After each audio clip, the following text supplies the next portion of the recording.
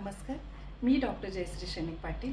आज आपण पाहणार आहोत नॉनव्हेजची मसाला करायची घरगुती रेसिपी, गावरान मसाला। नॉनव्हेज म्हणजे 2 किलो मटण। तर बघा, आपण आता मसाले इथं पाहूया। एक 5-6 कांदे बारीक चिरून भाजून तेलावर घेतलेले आहेत। इकडे 2 गट्टू खोबरं बारीक चिरून तेलावर भाजून घेतलेलं आहे। 5-6 लसूणचे गड्डे सोलून धुवून लसूण घेतलेलं आहे। 2 एवढे मोठे हे आल्याचे तुकडे आहेत। एक पूर्ण छोटी पेंडी कोथिंबीरीची आहे।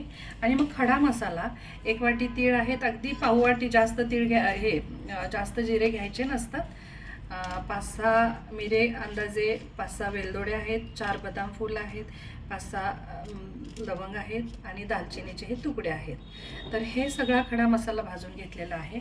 आता हा खडा मसाला अगोदर बारीक करायचा, त्यानंतर जिरे बारीक करायचे, त्यानंतर तीळ बारीक करायचे, कारण तिळाला तेल सुटतं। ह्यानंतर तो मसाला बाजूला काढायचा। पहिल्यांदा आपण खोबरं बारीक करायचं, खोबऱ्यावरच परत कांदा घालायचा, नंतर लसूण घालायचा आणि हे आलं जे आहे ते किसून घालायचं आणि शेवटी कोथिंबीर घालायची। आणि मग हे 2 बॅचमध्ये बारीक केल्यानंतर परत हा सगळा मसाला एकत्र करायचा। आणि मग फोडणी करताना कढईमध्ये 2 वाटी तेल घालायचं। तेल तापल्यानंतर आपला घरचा कांदा लसूण मसाला घालायचा, म्हणजे चटणी घालायची, आणि त्यानंतर हा बारीक केलेला सगळा मसाला त्याच्यामध्ये घालायचा आणि तेल सुटेपर्यंत तो मसाला हलवायचा।